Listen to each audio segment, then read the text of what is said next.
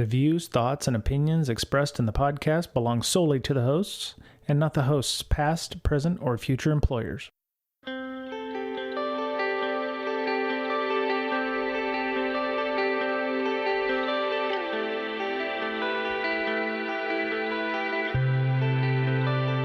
Hello, everybody. Welcome back. It's Brian for Breaking Down Security.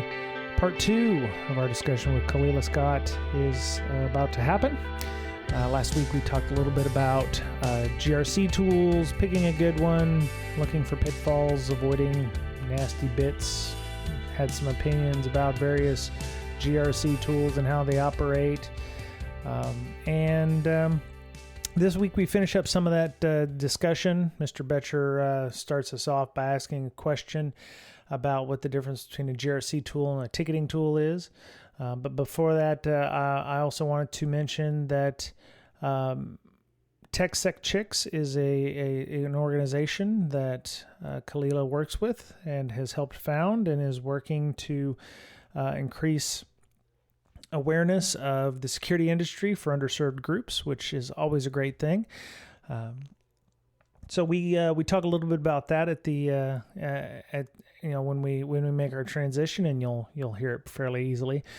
And then we talk about hiring, job descriptions for certain groups that look at job descriptions and they go, I don't fit all those boxes that they put in. And would really implore you, if you work in INfosec, to look at your job descriptions. And if you give that job description to somebody and say something like, oh, yeah, don't worry about that. That doesn't really apply. Or, oh, yeah, I've been working here for a year and a half and I've never done any of that.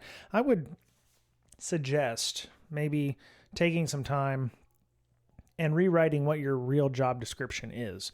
And give that to your boss, potentially. Suggest that, you would get a lot smarter hires. You would be able to find more people if the job descriptions are more realistic. Because we have too many people out there writing job descriptions that don't make any sense, and having unrealistic expectations of what a junior person is, or what a senior person is, or what a SOC analyst should do versus what they do. And so we complain about hiring in INfosec, but really we are the ones who have it within our control to help with the hiring of our colleagues. And, with the perceived notion that there is a talent shortage, it's not really a talent shortage. It's people just don't know how to write a job description. So we talk a little bit about that later on in this episode. So if you, I would put it upon the larger INfosec community, the listeners here, to take a look at your job description, make sure it makes sense. It doesn't hurt to, not copy paste from whatever the hiring version of Stack Overflow is, because that's what we've done. We've just made the same mistakes over and over again, and people keep copying and pasting because it doesn't take too long to write a job description. You just have to make it realistic, So, that was my little mini rant. I think we'll go ahead and get started. Mr. Betcher's going to ask a question here, and then we'll continue our discussion with Khalila Scott. What is the difference between a GRC tool and a ticketing system? Does one supersede the other, or what? Now, I'm not sure if one supersedes the other, but I know like a ticketing system that we used doing help desk was called Remedy. Oh, no. Yeah. I'm so sorry. I'm out. New dealer. I'm out. New dealer here. So again, that would be your ideal of a ticketing system, where you can kind of, go through some of the requests that are being made from end users, some of the issues that they are having. It just provides like a centralized location. Before we went to that, I believe it was an instance of ServiceNow ticketing that we were using, if I'm not mistaken. But again, we were taking like live phone calls, and it was just a whole process. So Remedy kind of made it a lot more easier than what we had been using before. during that transition, and it just provided that centralized location. We can look up the tickets, we can look up the information on that person, go through, troubleshoot. We knew what their asset tags were, or what, for whatever they were calling in. It just made things run a little more organized and a little more smoother, having that ticketing system going. So that makes sense. Yeah. The GRC tool will, the integrations, like you'd mentioned, you can cut those tickets. You can put a deadline on them for people. The GRC tool will usually do things like query those tickets to find out if they're within the SLA. If this needs to be done within 90 days, it will send out reports saying, hey, you've got 30 days to finish this ticket. So they kind of work in tandem, right? Right. And again, there's some GRC tools that incorporate a lot of those things in if you don't have a Jira or whatever, because not every company has, an overall, overarching ticketing system, for instance. There's definitely a lot of PM related items like, IT PMs, or, your PMO may be involved with, spearheading a lot of that stuff. It sounds like that's what you were doing sometimes when you were dealing with Remedy. Gross. I just had pee shivers. Ugh. It's gross, man. Thinking about it. I used that when I worked at HP on the NMCI contract in San Diego back in the day. Remedy was the tool of choice for that system. Of course, it was a 500,000 seat system, so they needed something similar to that. So Remedy was the thing they used, and it ran on Oracle database. And good times.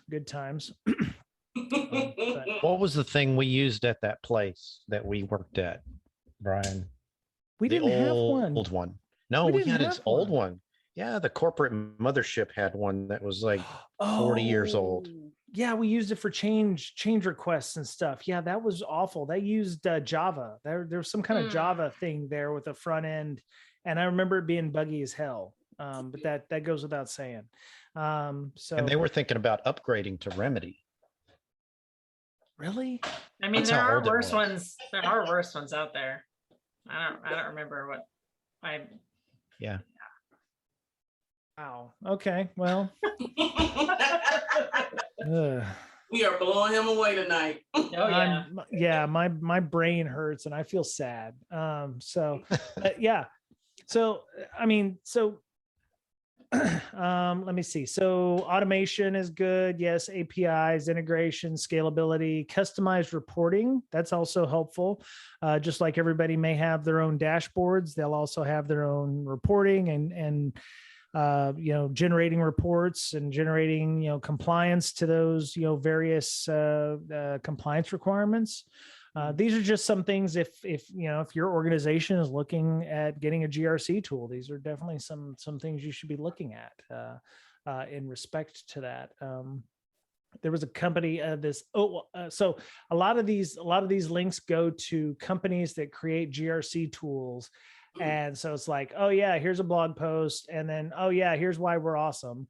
But I was just reading, through some of these like this, and yeah, talking about scalability, this OXL or Oxial or whatever, talking about customization. Either you do it yourself or you pay some organization to do it for you.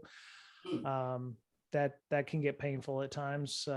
I think just having a budget for something like this, when we were talking, interviewing those orgs, $500,000 was pretty much the going rate for some of the mid-sized related GRC tools after all the integrations and the training and making sure that everybody understood it. Because it really is, you've got people who are ultra tech, and then you've got people who can't, move a mouse without sending a trouble ticket in. So you have to, it really has to cover all the bases. Cover all the bases, right? And the UIs have to be, useful, and they have to be customizable in that respect. So, let me see. So implementing, step one, So how implementing GRCs, you determine the total value gained by using a centralized platform. So centralization will save time and money and effort. The problem is getting a bunch of people to agree to a GRC tool. Identify gaps where you need to improve. Missing data, that's a big deal. When you were talking about asset management, how difficult was it to get that information? How hard was it to find that information for you when you were tracking all that information down? It wasn't very, you mean in terms of using ServiceNow or just in the organization? In the organization, because I mean, it was probably spread out all over the place, right? It was. They had already kind of started trying to get some methods going, but I will use, for instance, the one hospital that was doing the Windows 10 update refresh thing. We had to manually hunt down these assets, right, and gather information. What type of we use this app called Smartsheet. Okay.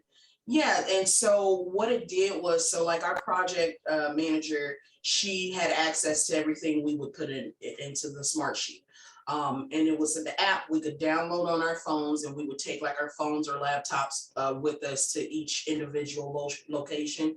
Because at this time, even though we were in a hospital, it was still like COVID was still kind of booming last year.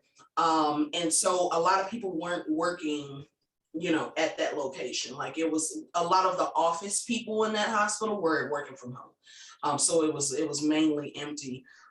With those people, they had already gotten their information from them. The ones that were working at home, it was the devices that were left behind, or some of the clinics that they had around, because I'm from Indiana. I'm originally from Indiana. So it was the Indianapolis area. They had like clinics all around Indianapolis that we would go to. And those were most of those were fully operational. So again, we would have to manually go and get this information. She would create it was like a form in the Smartsheet. So she created this form for all the information that we needed to get from each one of those PCs to determine whether they were operational or they weren't working, or something was wrong with them. We had a comment section. We put information in about whatever was going on with that PC, why it wouldn't turn on, why it wouldn't work. And so we went from, like, the team really went from place to place and manually got that information. Now, this is an organization with about over 3,000 assets. That's a lot of work. So you had to hunt the cows down and make sure that was it when you found one that wasn't updated, you had to update it, or did you just make note of it and where its location was? Right, make note of it, and then basically whatever software where they were using it would at the end of the night send out those updates to those computers. Okay. So we were basically telling them asset tags, or asset names, what type of asset it was, and just whatever information they needed from us. And then they would send out those updates to those computers. And then what we would have to do, maybe like a week or so later, or a few days later, is go back and remediate the ones that didn't take. The interesting thing to me was, if that was 2020, and you didn't even know what you had in your organization up until then, or wasn't really sure if you even still had those assets, imagine someone taking advantage of that. You know what I mean? Like, how can you secure what you're not even sure that you have? So that was the interesting part to me, and it kind of got the wheels turning in my mind, like, this is a really big thing, because without the asset management section, what are you protecting? Right. How are you going to protect it? So it was really interesting to see. Well, you mentioned that a lot of people were working from home. So I can imagine some of those risks where, you've got some computers that may not be in areas that are, there's a lot of traffic, or, so they're just sitting somewhere. So anybody could wander in and log into, I don't know what the security controls for logging in was, if they used badges or what have you, or, you just, hit the button and they'd log in. I don't know, I'm assuming they had some kind of controls, but those are definitely risks that you would highlight, and keep track of those items. So yeah. I mean, how easy is it for somebody to social engineer their way into a place they're not supposed to be, as a handyman, as an HVAC technician, walk up to one of these rogue computers that you don't even know is in your system and insert a USB drive? Okay, now we got a real problem. But again, that's where that pen testing, vulnerability assessments, like, it's super important. It's very much so important. But it just, again, it was one of those scenarios where this is 2020 and this is what I'm seeing in these different places. So it's very alarming. And then now we got ransomware that's running rampant all across the world. And it's kind of like, now I understand how that is working, how that is happening, how things of that nature are going on, because I got to see the other end of it, where they weren't doing their due diligence, as far as just trying to protect the organization. They weren't even organized themselves enough to just get something together. So it's just going to be a lot of wake up calls. And I'm not going to mention who the hospital is, but they have been attacked recently. Yeah. And I was not surprised when I saw that. I was not. And I hate to see it, but I definitely saw some things on the back end where I was just like, that's... Hospitals make for a juicy target. Yeah. Absolutely. Yeah. Oh, yeah. Absolutely. Yeah. Miss Berlin's got horror stories, I'm sure. So. Yes. Oh, man. Reasons why I'm glad I don't do sysadmin stuff anymore. So I want to talk a little bit. I think we can get away from the GRC stuff. There's definitely some discussion in the notes. If you are looking for doing GRC type solutions, there's stories here on why you would need one, things you would want to look out for, nice to haves in this case for implementing a GRC tool. We can you can also look at potential pitfalls by there's a PwC article on implementing them and how to avoid various things like business requirements not clearly defined, so insufficient testing, unbalanced staff, etc.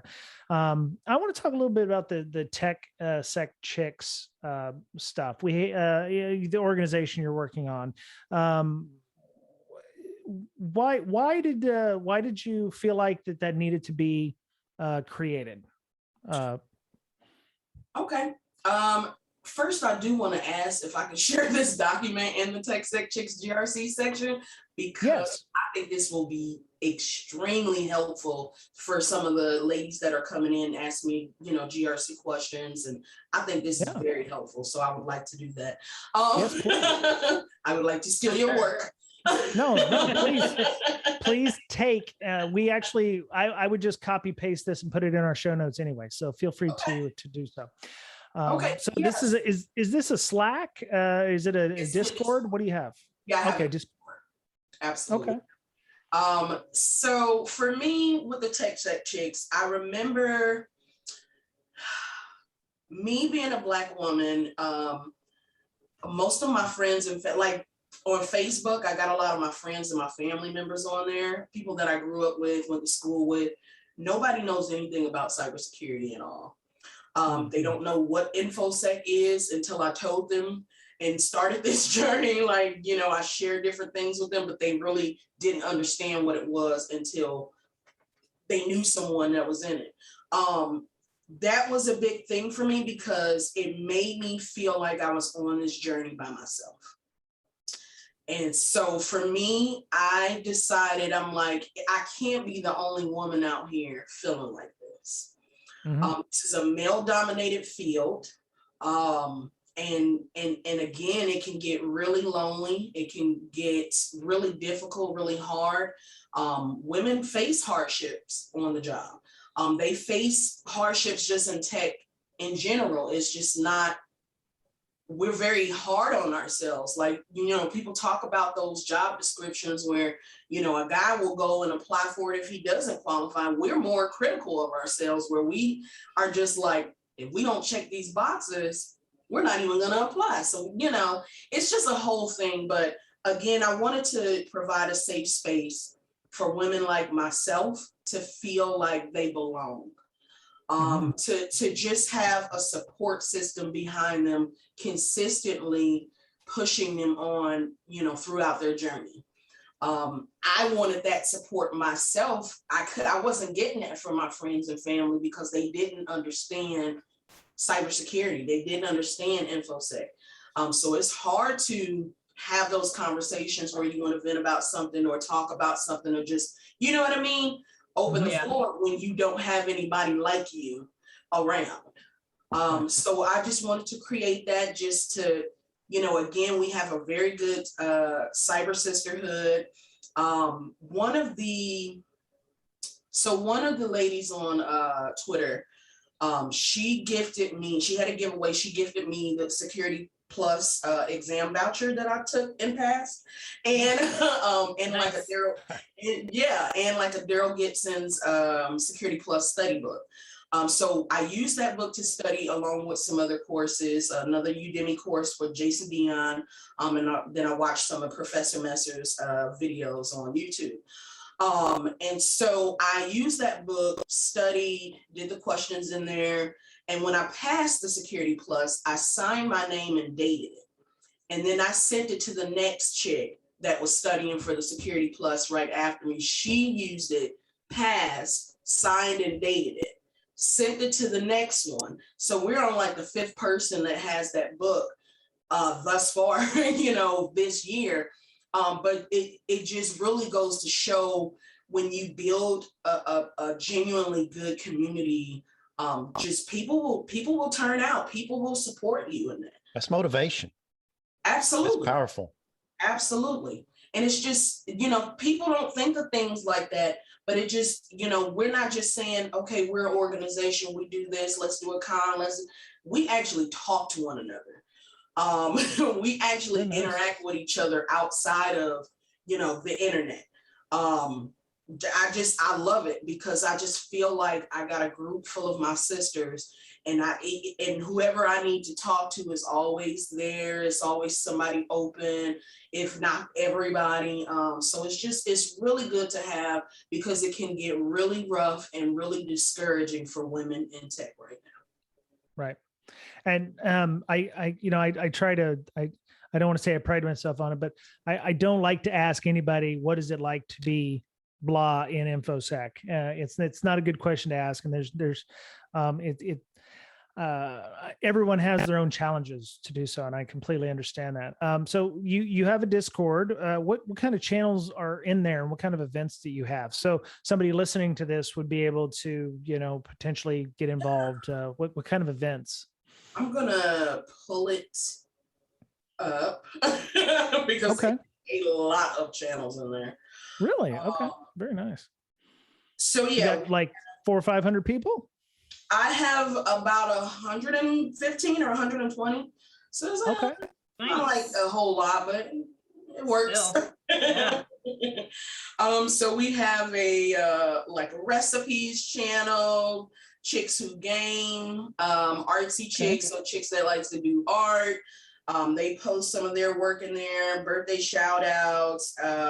We have like a mental health check-in channel. Oh, nice. I think it's just, people don't talk about their mental health enough. So again, women come in and they feel comfortable enough to share that. We support them in everything that they have going on. So yeah, we have a resource center, channel certifications, resume tips, interview tips, tech news, Twitter channel, job opportunities. One of the newer things we came up with is a Roblox channel. where we talk about some of the roadblocks that some of us are experiencing in tech. And so one of them was a lot of people in tech tend to be introverts. And so they don't feel comfortable people networking. So we actually did, I want to say last Wednesday, we did a Twitter space. And over 100 people showed up to the Twitter space, and we talked about people networking and some job searching, tips. So we had Tracy, I want to say Met, I don't want to ruin her last name, but she's INfosec Sherpa on Twitter. Oh, yeah. Caitlin Ringrose from Share the Mic and Cyber came through. TechSecChix came through and spoke to everybody. Tyrone E. Wilson. Who else? Andrew Chapman. I was actually going to interview for a job, and I met him. We did like an intro thing, and we just hit it off so well. So we just kept being friends after that. He's like a super IM guru. Oh my God, he loves it. So he's starting his new YouTube channel where he talks about IM.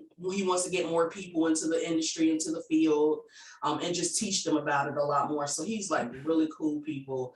I think I named everybody that came through. Plus it was me and the TechSecChix, about 4 of us. But it was really awesome. I think we were supposed to be on for maybe like an hour, and I think everybody stayed in and talked up until, I think it was like 2.5, almost 3 hours we were talking in there. Wow. Because you can get, so the good thing about that, you can ask questions, like we can have the audience raise their hand in there and they can ask questions. So they're getting this live feedback from TechSecChix and Tyrone and, Tracy and Caitlin, and they don't have access to them all the time like that. So I wanted to create a space where they did have access to a lot of these people that they look up to, or, have seen in InfoSec Twitter. And they're regular people. Like I talk to these people all the time. Like we have regular conversations, and they're really down to earth and cool. And it's good to be able to show that side of themselves and just, be there for the people, be there for people like me that were new coming in, because it definitely can be a struggle. So it went well. And I'm thinking of, again, with the roadblocks, as I've used some of them in the roadblocks channel, I want to go through and do like a talk monthly, have a panel, and set something up so we can just address and unpack some of these issues, and for people to not feel like they're the only ones that are going through this or they're alone in this. So I think it'll be helpful. Very Yeah, cool. it's nice to get like tips and tricks from people that have gone through that kind of stuff. Just to like, oh my gosh, I never thought of that angle before. That's why I love the community, because there's people that'll do that like in a heartbeat, just because they don't want to see somebody else struggle the same that they did for so long, right? So I have a question. One of the last things I did before I left my last job was updated our job descriptions, because some of our job descriptions were fairly old.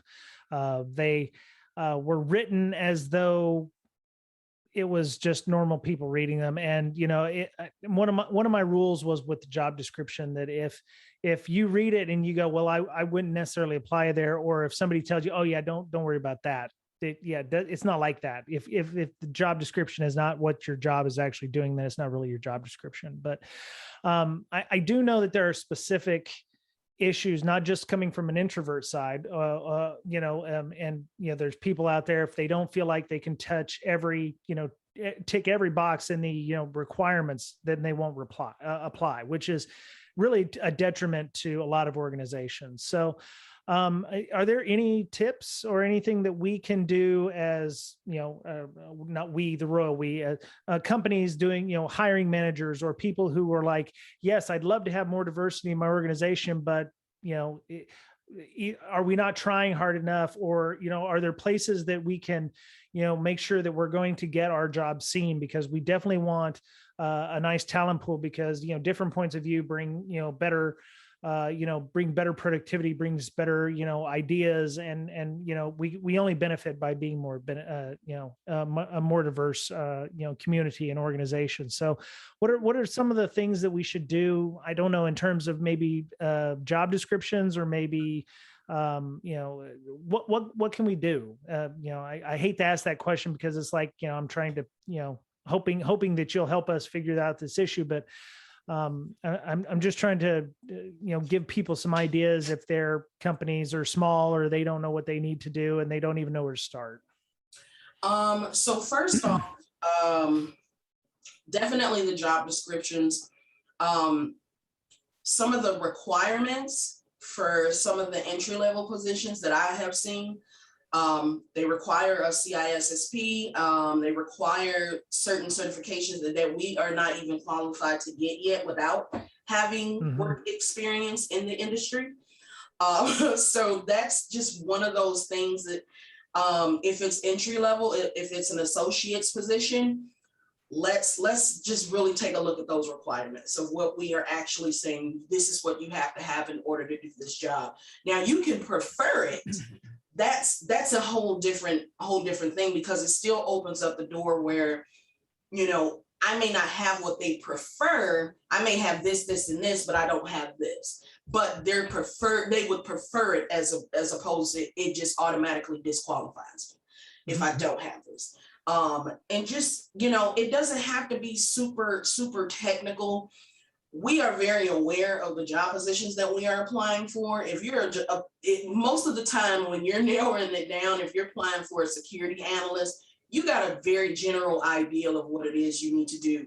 Just kind of generalize it in a way where it makes sense. It's not like, oh, you have to be this, and this, because what happens is, if you start labeling off all this stuff that you may use in your organization, and they don't have experience in that, it kind of makes them shy away from it a little bit.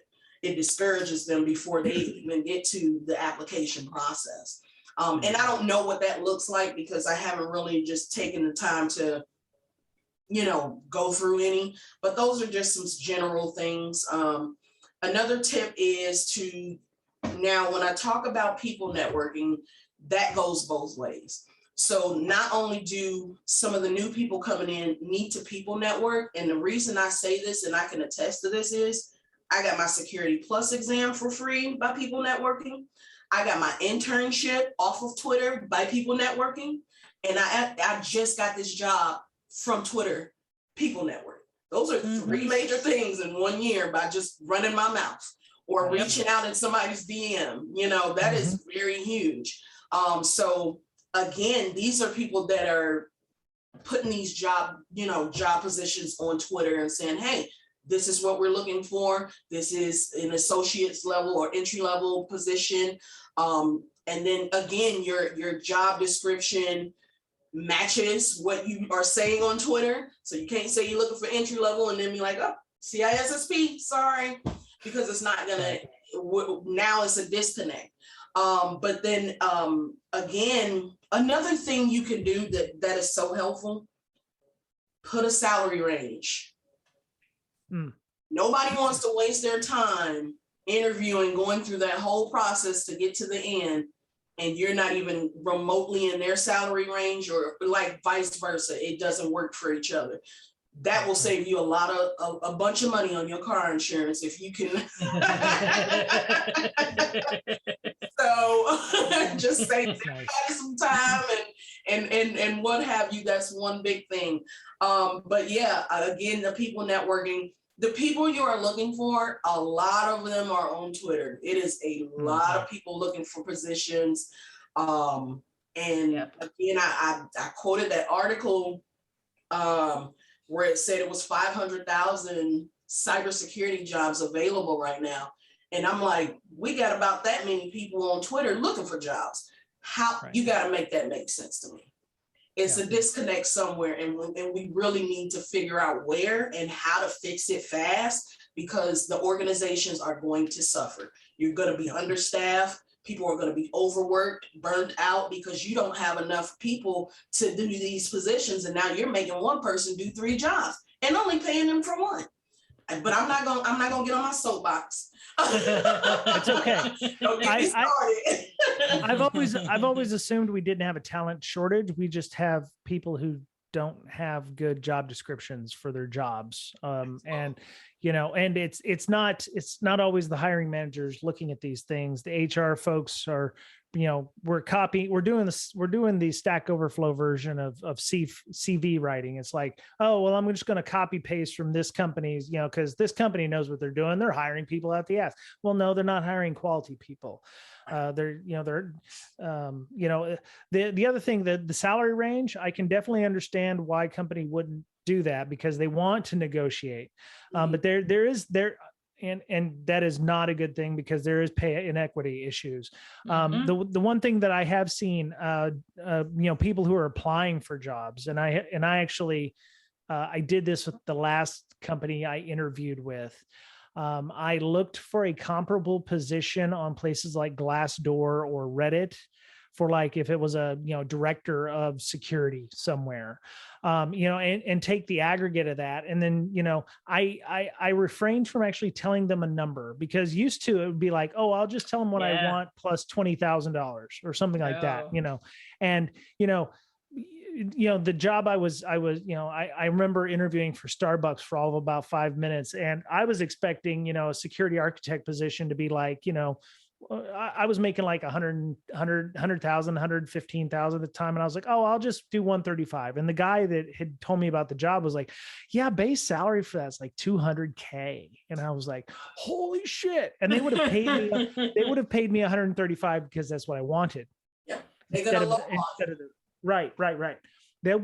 Because, hey, they made $60,000 on that every year. So, I would suggest for folks that are looking for jobs, that are wondering about that, definitely get on Glassdoor, use some of that Googling, figure out if you can, find an adjacent or applicable position at other orgs, especially places like Glassdoor, where it's like, oh yeah, they'll pay this. Or, if you can find somebody who works at, say, Microsoft, and they can tell you what a 64 makes, which is like a senior PM type position. If you can get that information, then you'll know kind of where they should be looking at in that position. But don't tell them what you want. Don't even tell them what you're making now, because they're going to assume, oh, well, he'll only want a little more. Or definitely don't tell them what you're making now. Yep. Yeah, definitely not. Even if you lie and tell them that, they're still going to expect to do that. Unless you want something insane, like if you want like 10 times your salary, or like maybe, I mean, you might as well throw it out there. Like, I want $500,000 a year, and then just, I mean, it's worth it. It's worth a shot, right? What I told the interviewer was, I have a good understanding of what that position should pay, and what I'm hoping is that the number you give me will be within that range. And they were like, okay. Actually, my wife kind of told me that one from Tara Wheeler's book. At Tara, she wrote a book on that, and she was like, yeah, don't ever tell them what you want to make or what you make now. And that was, obviously necessarily not written for a white dude, but I learned a lot from that, because I was like, oh yeah, here's what I'm making right now. And, I would tell them within about, 10 plus, and I was like, oh, I'm looking for somewhere in the 150 or 160 range. And they're like, oh yeah, sure. Well, go ahead and pay you 160 for a 200K job, that kind of stuff. So, security folks, get up in there, start looking for applicable jobs for those areas. You're going to find that pay information somewhere, if not on Reddit or on the Glassdoors of the world. It may cost you a membership to find out if if you're expecting 160 and they're going to pay you 140, then maybe it's not a good place to work. Or you could say, I'll take 140, but I want, additional stuff. I want training. I want, more stock. I want additional couple days of vacation if they'll give that to you. Or, there's other benefits to doing that. I don't want to have to relocate. You pay my relocation, which would be, $75,000 to $10,000, depending on where you live, or, if it requires relocation these days. There's other ways you can get that money, but Yeah. I think there's some important stuff there in just the hiring and the nuance on that.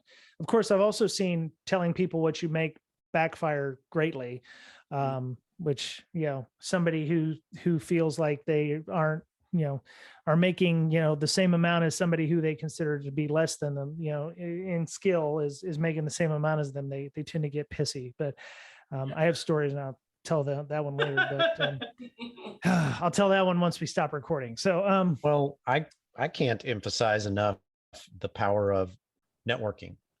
right. Oh I yeah. mean, I'll tell you a personal story. My first 3 jobs. Number 1, hey, Brian, how's it going? Oh, I'm looking for a job. Really? What's your degree in? Computer science. Send me your resume. That was it.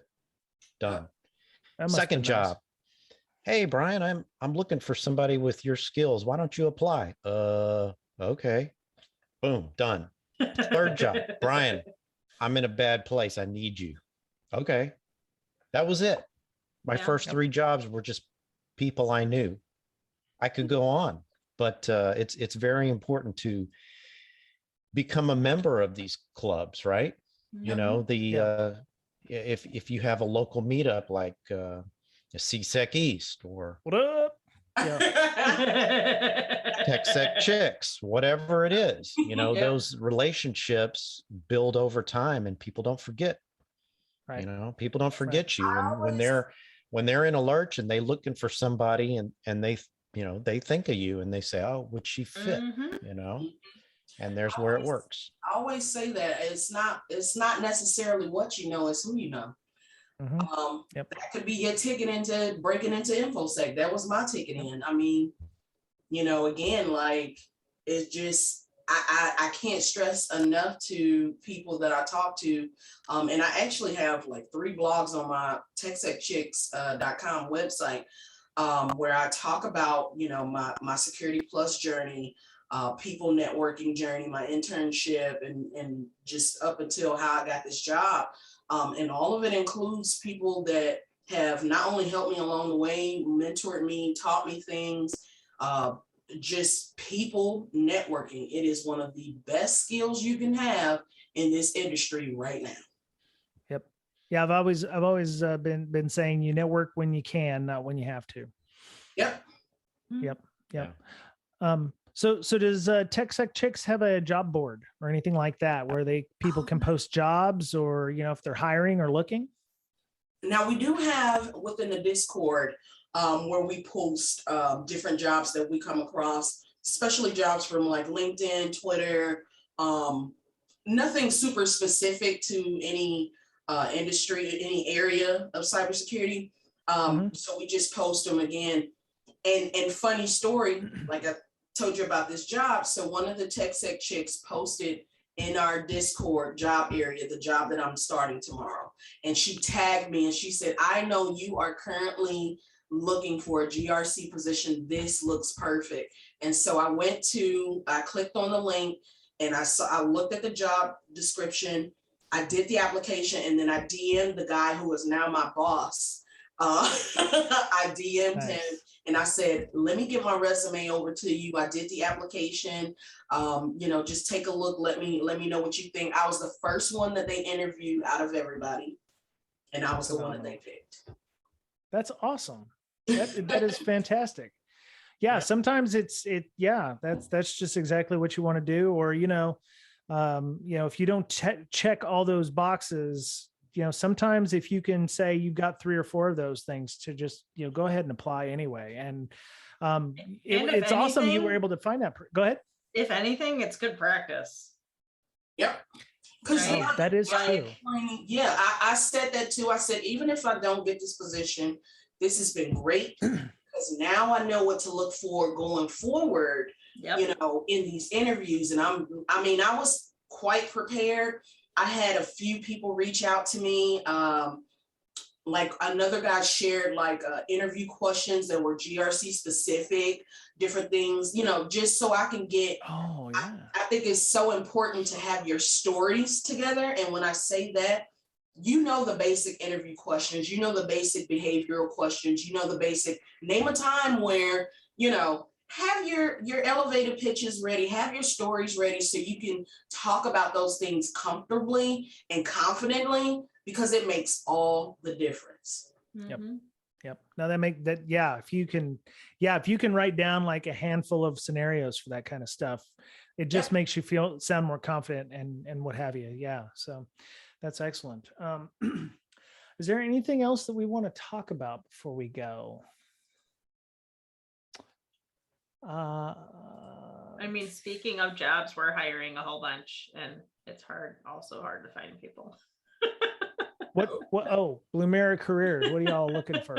What are y'all looking for? Let me see. So I need another one of me. Well, what's that? That's not possible. I know. I'm definitely 1 in a million, which is still, you know what? Put there's a lot of us, but put the company name or a link or something in the document, and then I can copy and paste that and share that in the Discord as well.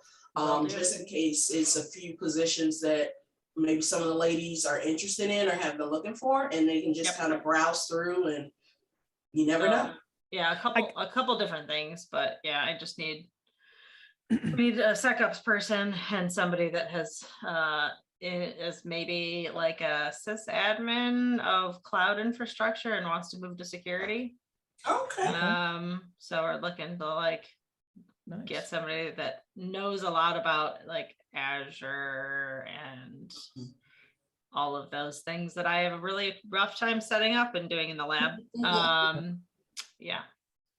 So I guess the last thing before we go is, how would people join TechSecChix Discord? Is there an invite link? And is there prerequisites, like, not being a dude? Please don't be a dude. Okay. I'm not a dude. Now, most of the other resources and like the website and things of that nature, it's geared towards the chicks plus our allies, which are men and women and just people of all sizes and colors. But the Discord in pertaining to that Discord is strictly women, is strictly anybody that identifies as a woman. Just because, again, that's our safe space right now. Once we will be expanding to where we can have something where both groups kind of come through, have maybe like a TechSec guy or something coming up. I'm just so busy, I haven't had really the time to really put a lot of effort into doing anything extra, but I definitely want to move in that direction because I don't want to leave them out of the mix. They have enough groups as it is. That's fine. They do. They absolutely do. But yeah, I definitely would love something where we can interact and it still be a cool, safe space for everybody that is involved. But yeah, the Discord link should be on the at TechSecChix Twitter page. It should be pinned to the page, to the top of the page. So just click the link and come on in. Cool. Okay. Yeah, I've been Discord's very powerful. I've been playing with it just recently because I have a little side project I'm working on. Side project. I guess this would be the side project. Yes. No, because see, I want to start an RPG group, an online like a tabletop RPG group with Fate and stuff. So I've been trying to work on Discords. I've been listening to some actual play. Dungeons and Dragons type stuff, Critical Role, High Rollers, Brute Force, which is another one. And I was like, oh, I'm not saying I'm starting another podcast, but I'd like to start a group that would meet regularly. And so I've been playing around with Discord and trying to learn how to use it. And it's way more powerful than Slack. It really is. It really is. And it's free. And I'm a gnat's ass away from just saying, okay, the break six Slack's going away. We're going to have the Discord, boom. But I don't know how people will handle that. So, if we do something like that, it may be for the Patreon users and then we'll slowly bring people over or something like that. But yeah, I've been playing around with the Discord. Yeah, I love it, especially the audio video capabilities, the keeping the logs and all the bots. Oh my God, the bots and the integration is just amazing. Bots. And you know what? We had one young lady needed some help with her homework, her college homework. She actually just graduated like a month or two ago. And we did one of the voice channels in there and voice and video, and jumped on and helped her kind of push through on some of the ideas for her homework. And, you know, I love the Discord. I think it's pretty dope. I think it's pretty awesome. Yeah. Yep. I do appreciate that. Yeah. So, all right. Well, to bookend this, how would people find you if they wanted to reach out? Hey, you know, I'm interested in joining TechSecChix. I want to help out. I want to do, you know, some speaking. You know, how would they get a hold of you? Twitter is a good resource, and that is at KI underscore twice with a Y. Because most people call me Kiki. So, and LinkedIn, Kalila Scott on LinkedIn. I'm usually pretty good about answering my DMs or inboxes for both of those places. And then again, you can find the Discord link on the TechSecChix. You can also DM me there as well. I usually pick up pretty quick, or somebody else will. But yeah, the TechSecChix Discord, you can get there via the Twitter page. It's pinned, or the TechSecChix.com website. It has a contact us page where you can get in touch with me either way. If you are not sure what my LinkedIn or other social media places for myself and the TechSecChix is, I have a Linktree link, and it has all that information all in one spot. And plus on my Twitter as well, I have the link there as well. So you can click it, find all those resources all in one location. Okay, cool. And you said you're working on becoming a 501, I'm assuming a C3, 501c3? Yeah. And I'm not sure when I'm going to try to implement this. I'm really waiting until I get done with school, so I don't have so much on my plate. I don't want to get overwhelmed. So I'm definitely probably going to push it back till next year, but I definitely want to do that. I want to start reaching out to some of these local schools out here in the Georgia area and the Atlanta area, and just talk to some of the students there about cybersecurity, about INfosec, and just I want to target inner city schools, urban schools, because I can remember going to school back then and nobody ever came to talk to us about tech, about cybersecurity, about anything. So I want to be the representation that matters when they see a Black woman that is in this industry, and know that there's a place for them here as well. So I definitely want to be a part of that movement. That's awesome. I hear Atlanta is definitely growing, not just because of banks and healthcare, but I believe Microsoft is potentially looking at opening up a large campus in the Atlanta area, which will be great for the tech sector in that area. So very awesome. Very awesome. They actually have a nice sized building downtown Atlanta. Oh yeah? The Atlantic Station area. Okay. Yeah, they have a nice building down there already. So I'm not sure what else they're adding to, but I'm pretty sure they're going to add more. Yeah, more space. Fantastic. That's awesome. Okay. Well, Kalila, I'm so glad you were able to come on the show and able to talk with us about everything, including what you do on the side. I'm looking forward to maybe coming back to you in about 6 months, and we'll talk about GRC in 6 months, because this is something that it never goes away, and it's something that affects everybody at an organization. So I think by then I'm gonna be the GRC princess, and then maybe like a year or two later I'll be like the GRC queen. Yeah, there you go. I mean, Brian's an emperor right now. Yeah, he's the emperor. That's true. Yeah. Well, you guys could just battle over like Cyberland. That's right. We'll fight. Yeah. Absolutely. Fantastic. Well, yeah. Thank you again so much for coming on. I definitely appreciate that. So thank you guys for having me. I appreciate it. Right on.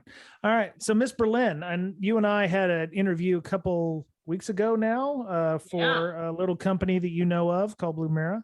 Yes. Excellent discussion with Patrick Garrity there. Yeah, he's great.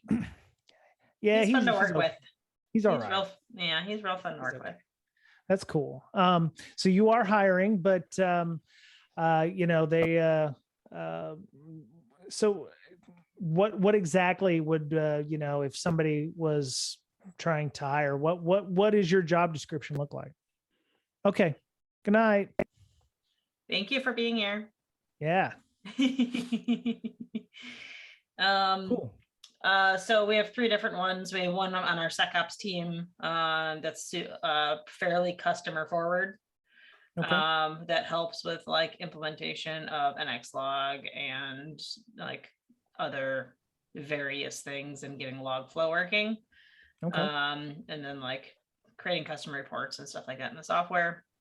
And then we have 2 incident detection engineers. One's going to be incident detection systems engineer, which they're going to be in charge of running and automating our testing lab and labs in AWS and some other local stuff.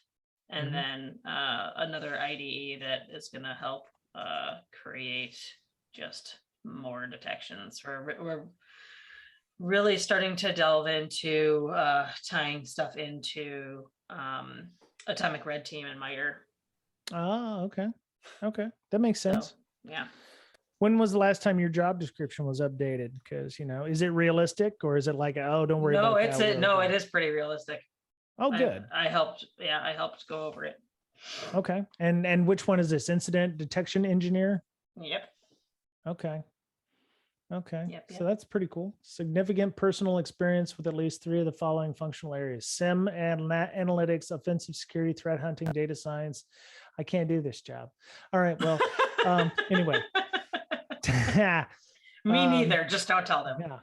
Well, so you can go to blumira.com/careers to go and check those out. They're also looking for a chief of staff. If you know somebody who's a people person, chief of staff is. We are looking for developers like crazy. So yeah, we just got all of our Series A money, so we need people so bad, so bad. Okay. Very cool. All right. So yeah, go check that out. So, so you do a few things on the side, including this podcast, InfoSec Roleplay, Hackers Health. Those are all the Twitter handles.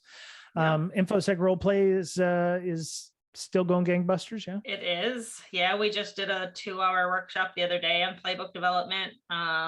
We're gonna do an 8-hour seminar for an ISP in Indiana in a couple weeks. Okay. Where we helped people develop their playbooks and show them a little bit about tabletops. And then I'm getting burnt out, so I told them that I'm not doing anything in November and December. Yeah, that's fair. That's fair. Because I need less side gigs and more just downtime. Yeah, so I am kind of glad the conferences got canceled again because I didn't want to go anywhere. Okay. I'm ready to like hang out on a boat and not do anything. You've only got about another couple of weeks before that can no longer be a thing because you'll start icing over. The boat will be. Yeah, those boats have to come out of the water soon. Yeah. Sadly. Yeah. Yeah. So, if people wanted to talk with you about all your little side, not all your little side projects, all your side projects, because they're very important.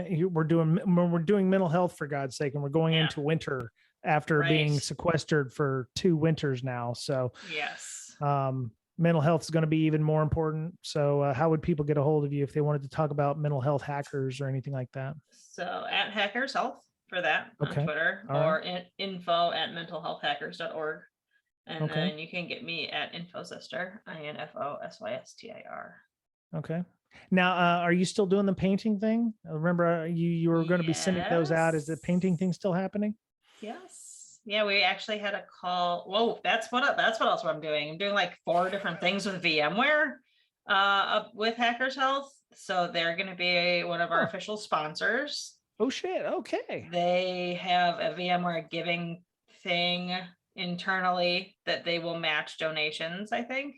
And we are their current nonprofit. Okay. which is pretty great. And Nice. we're going to do a Twitter Spaces thing. We're going to do a LinkedIn Live thing. And it's all for Security Awareness Month, which is October. Okay.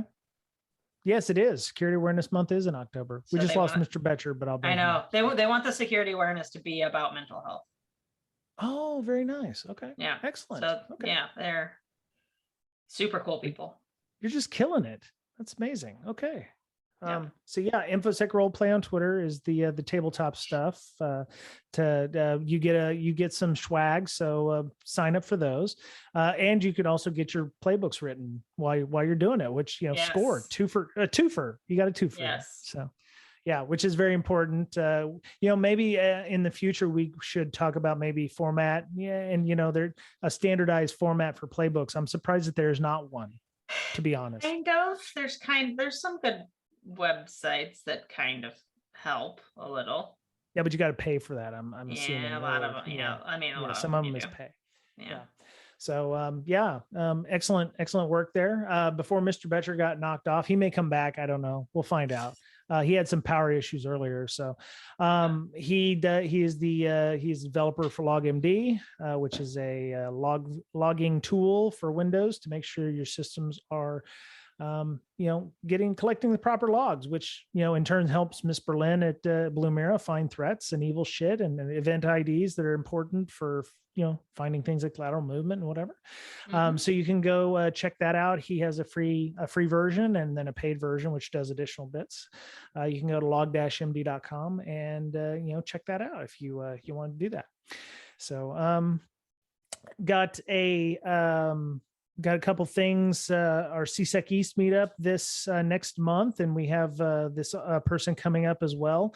You might know him as DA667, Tony Robinson. He's going to be speaking at our October CSEC East. Yep. He's second edition of his, I would say, seminal book on home lab creation is coming out. It is out right now. You can buy it on, I think, LeanPub. But he will be coming and speaking at our CSEC East to talk about setting up labs. And, the second edition obviously is probably going to go into further detail, maybe add some additional technologies that have become commonplace. And fun fact, he is the first person I ever met from Twitter at my first DEF CON. Whoa. Yeah. He tweeted out that he needed help in participating in a CTF. And I'm like, oh, I follow you. Sure. I'm not doing anything. And then he was the first person that I met. And we just did a CTF together, which was super cool. That's awesome. Yeah. Oh, that's awesome. Yeah, we're planning on having him for CSEC East, and then he'll come on our show here in a couple of weeks to talk about the book. So if you don't have a chance to come to our virtual CSEC East, then we'll have him on the show. So yeah, we have our Slack, which, like I said, we have our Slack. But there's after going back to Slack, after being on Discord and playing around with that for a couple of weeks, I was like, man, Slack sucks. It does. Yeah. And maybe I'm just not using it to its full potential, but it is a little on the expensive side. But we do have a Slack. We have a lot of channels. We have moderation. We have a code of conduct. If you are interested in networking with folks, first go to TechSecChix if you meet the requirements for that. I don't want you coming to us and then going to them, because they're obviously more awesome than we are. But sign up for them, and then come in and send us a tweet to BreakSec on Twitter or bds.podcast@gmail.com. He's back. I feel bad because now I've stole all this thunder. So yeah. All right. So, hey, Mr. Betcher, you're back again. I told everybody about LogMD. Hope that was okay. log-md.com. And they can find you on Twitter at BetcherPwned. BOETTCHERPWNED. MOUSE. Wait, no.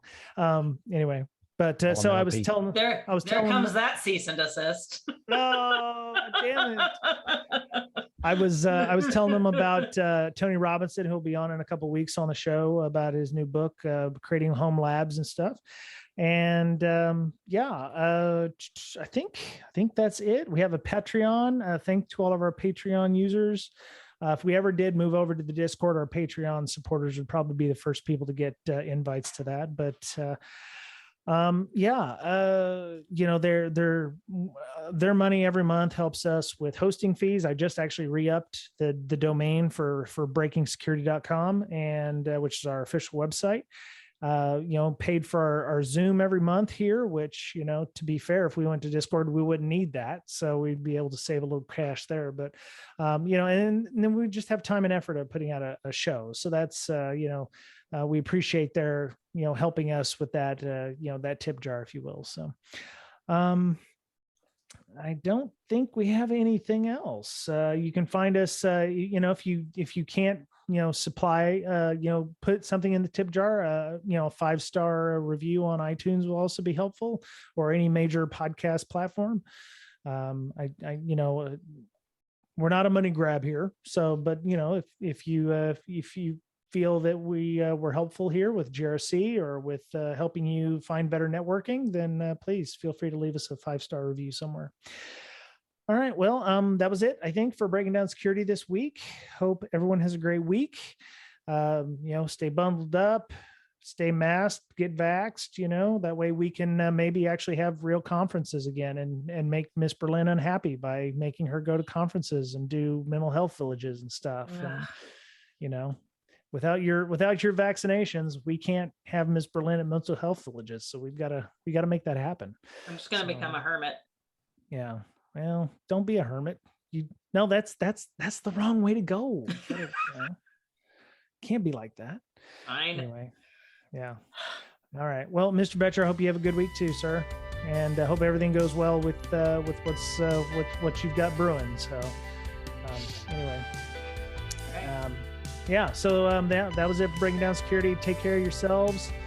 Be kind to one another. Taking care of yourselves is always important, especially with mental health, like we talked about earlier, because, like we always say here, you're the only you have. And we'll talk to you again soon.